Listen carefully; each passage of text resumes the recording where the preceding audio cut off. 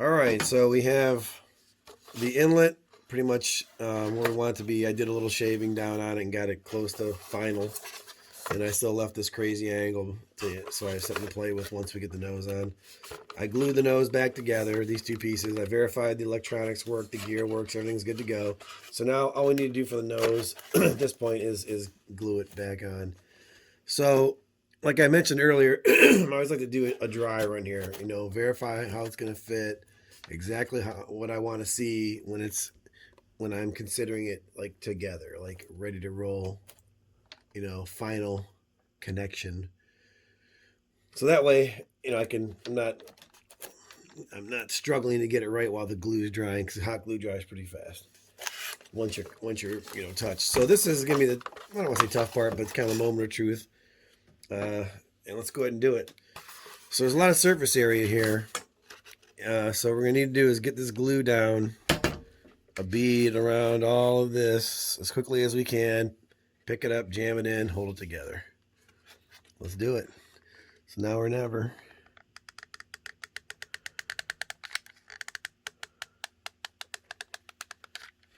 Again, I'm trying to get this bead on here as quickly as I can.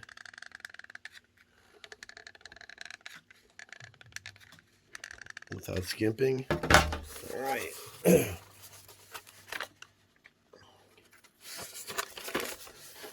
And we're on. And that's pretty. I got it. Oh yeah, we're good. Yep. Right on. So I'm holding it really tight here. Hopefully you can see it. And I'm not going to worry about, on this particular connection, I'm not going to worry about getting that outside bead off right now. The tighter if you're pushing it tightly together, that bead will break off pretty easy. I'm pretty straight there. Yeah, this is pretty good. So that's about as good as we're going to get. I am definitely happy with this. I can feel already that we're solid and we're straight. I'm giving it some pretty massive pressure to the point I feel like this foam might collapse. Hopefully it won't. And I'm just going to hold it here for a minute or so. Again, I could care less about the bead. Normally I like to wipe that down and get a smooth edge, but it's not worth the chance of this not adhering well. But I can tell right now just by like I can't remove it now off the where it's connected. So I'm pretty happy with this connection. Pretty happy with all the seams. They look like they're pretty even. Hopefully my servo wire didn't get glued in there by accident, but I can reach in there from the battery port. So I'm tempted to let go, but man, I'm just gonna hold this a little bit longer, just to make sure we're good. If I look down where the canopy is gonna sit, where the seam is, where I just connected it, it looks like it's right on. So hopefully that canopy will sit on there nicely. So if the canopy sits on there nicely, we know we got this thing straight. All right, my hands are actually getting sore from pushing this, so I'm gonna let off for a second and see if I can. Oh yeah, that bead's dry. So the bead's dry, that inner part's dry. All right.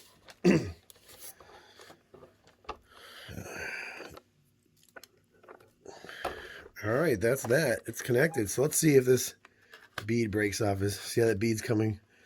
Do it from the top. That bead's coming right off. And that's a good sign. That means that the seams are butted together and the bead of glue looks really wide, but that's because it's sitting right over the seam. The seam's so thin that the bead just breaks right off. That's an excellent sign. So I'm just going to go through and break all the beads off. Oh yeah, excellent. In some areas the bead might be a little tougher to get off. And in the inside areas that I'm not really worried about, I'm still going to try to get it off if I can. Oh yeah, we got excellent adhesion. I think that's a word.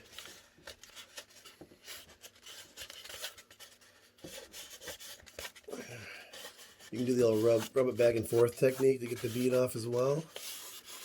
All right.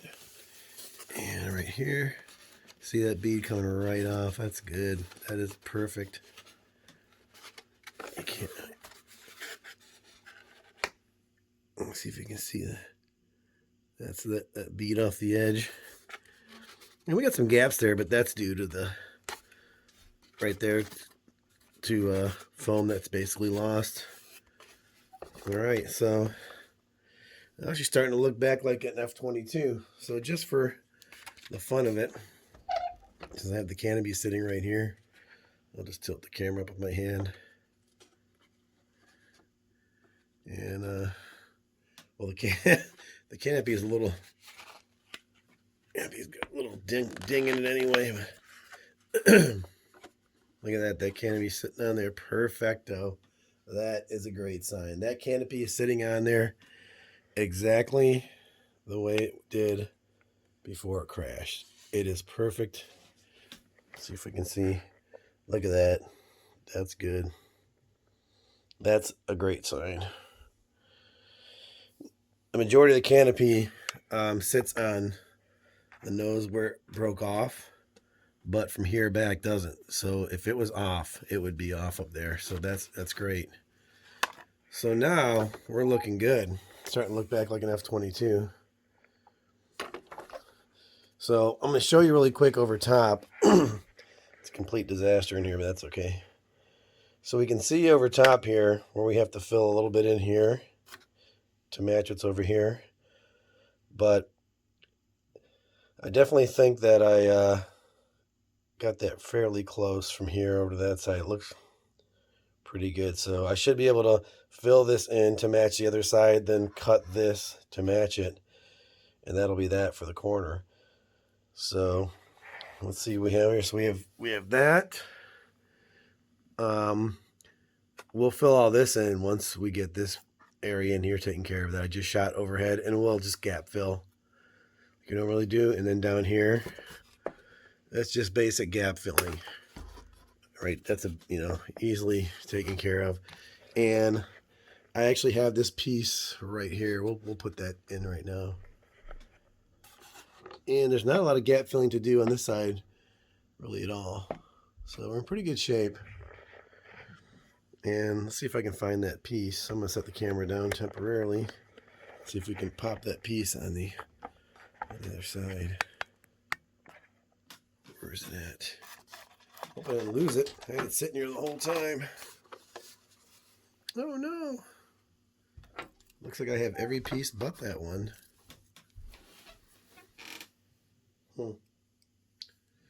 I don't think we threw it away. There it is.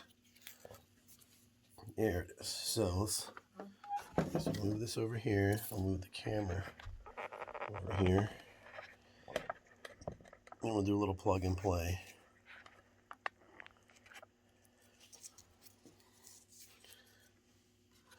So as we can see, that's going to fit right in there.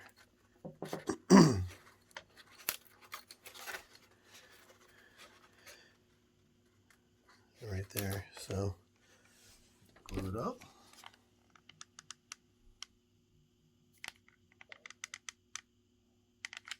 I'll show you the piece there. So we've got glue on this piece. You got a little bit of time to play with it, with it before it dries. And we'll get it in there. And like I said, the key is to set it in there dry before you actually get the glue on there, because you know where it's going to sit. And then you can just, when you put it in, you can tell exactly where it's going to go. And the fact that you've done a dry run with it, you'll know when it slides right into place just by the way it looks and everything. So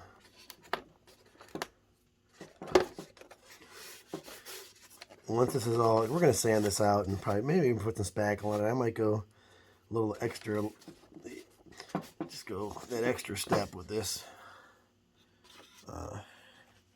And as you can see, that looks pretty good. That's why it's good to save all the pieces and use all the pieces that you can. So we're getting there. I mean, if we hit this from this side, I know we don't have the nose cone on, but even when you built this, would you build this from scratch, you wouldn't have the nose cone. That doesn't look bad. It looks more like just like it's stress fractured. You probably wouldn't know that it was snapped off if I just sent you this photo. So we're definitely getting there. This side's going to be minimal work. That right side, which is where it actually crashed, where it hit when it crashed, the initial hit, it's going to be a little bit more work. So let's move over to that side. And like I said, this side, we definitely need a little bit more work on this side, as you can see. Get some gap filling, some more rebuilding. But we're still in, there we go, we're still in a pretty good shape comparatively to before we started. This side looks really good. This side, not so much, but we're definitely not in terrible shape. So that's the nose is on. That's one of the first things I was going to do, but it turned out to be a little bit later in the mix. But I'm glad that I did that. That's the one thing you'll know when you start fixing this stuff. That's why it's good to visualize, dry fit everything, reform everything, cut out everything you don't need. Once you go through that whole process, you might rethink what you're like, I was going to do this first, but now I'll do this. Exactly what happened here. The nose was going to be the first thing to go back on, just kind of as a motivational piece to see it all together. But then I realized it would be better to fix the inlet, or at least get the inlet to the point it's at right now, which was a good idea because I can't go much further. I couldn't go much further with the inlet without the nose on. Oops. Now the nose is on, I can form all this and fit it into place to match the other side. And then we're pretty much done there. So that's that for now. I'm going to take a break and I'll be back and we'll finish up the inlet. All right. One thing I noticed, I was going to go work on the inlet to finish the inlet up, but I gave the seam a little once over after I turned the camera off, and I noticed we had a pretty big gap here. I did see that, but I thought it was more of a hole. This is right on the brink of a gap to where maybe I would fill it with a little bit of foam and glue, but I think I'm just going to straight glue this one. The benefit of putting a slice of maybe foam in there is it'll help the glue from dripping down inside, and also sometimes the heat of the glue, that much glue in one area will start melting the foam, and then it'll all droop inside. So I think I'm still gonna go. We'll give it a shot. We'll just go and gap fill this with glue, and gap fill is just a fancy word for blobbing glue in a crevice. And I think we'll just go a little bit at a time though, and I'll smooth that over with my finger. We got a little bead here. These gaps are really weird because this compressed. This is the corner where it hit. It landed right like at the angle on this corner. That's why this all got destroyed. And this side's good because everything bent in on this side and bent out on this side. So that's why things on this side are a little goofy, but they still fit together. But over here, things are really out of whack because all the damage was right on this corner. So I'm going to give that, instead of dropping a ton of glue in there at once, which will probably cause it to melt, I'm just going to let that fill. Maybe blow on a little bit and slowly add more to it. I want to probably get the inside of the crevice as best I can. And just do a little bit at a time. And then the very last fill, I'll smooth it over. And this is all good right here. The gap starts here and then ends about here. So this looks good already, what I just did there.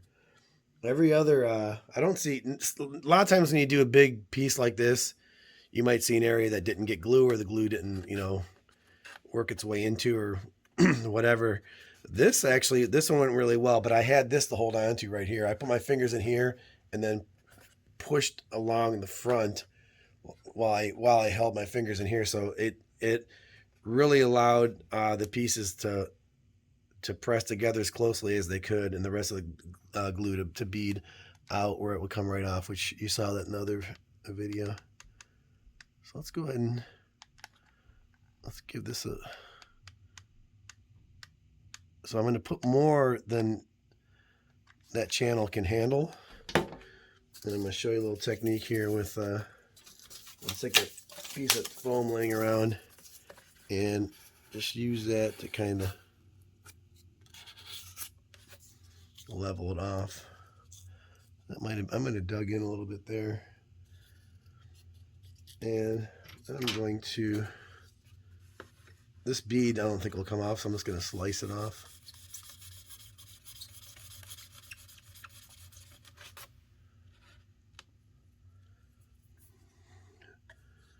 Which is an option. You just gotta have the sharp knife, a dull knife will really won't do that well. This one's okay. So that actually looks pretty good. We don't want to touch it too soon like I just did there. But that's a bad thing about using clear. If you use black hot glue and you're going to paint it, the black won't matter unless you're going to try to paint white over the black. You'll need a few layers. But black hot glue really works well for when you're gap filling like this, because right now this looks like there's still a gap there because the glue's still pretty hot and it's clear.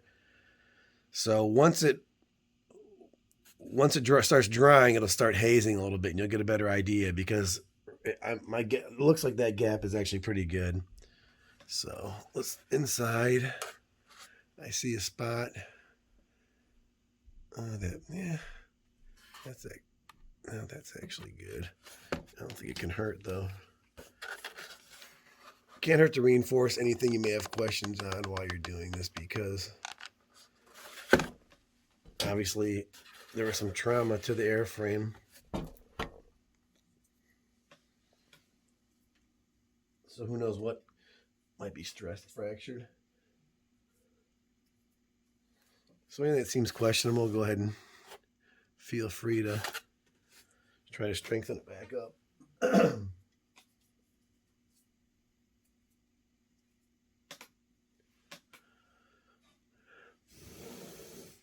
Let's see how that. Oh, that's not too bad. I think you could use one more. If I try and make a good rounded piece of foam there to fade this in. All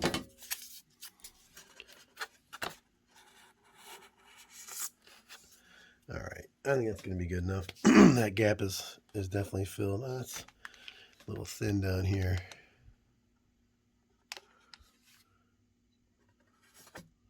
There we go. Yeah, that looks good. All right, let's keep this canopy away from the glue gun. Last thing I need to do is melt a hole in that. So that looks pretty good. If you can see right here, we've got a bead of glue there where we need to, in the actual foam. I wish I would have saw it earlier, because now it's rock hard, so it's going to be a little bit tougher to, because again, that's where we're getting the fusion. It's fused to the foam. But that's all right. Came off pretty good. There, actually came off nicely. And you can see, I don't know if you can see where, you can see the foam fused and you can feel it. That's what I'm talking about, the fusion as opposed to epoxy. And that wasn't even pressed. The more pressure you put on, the better fusion you get there. So there's a little bit of some dripped glue here as well. Just get that off the foam. All right, so our gap looks good. I don't want to touch it. Oh, I do. It's killing me not to. Yeah, that looks good. That's filled pretty good.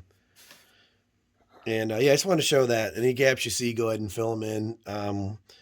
Unless you know they're gonna that gap is gonna need to have some foam go in it or something connect to it. Like this big ass hole right here, we're not doing anything with that right now because that's where this inlet angle is gonna go into. So we'll figure all that out in a minute. That's gonna be the next thing. We'll get to that in a few.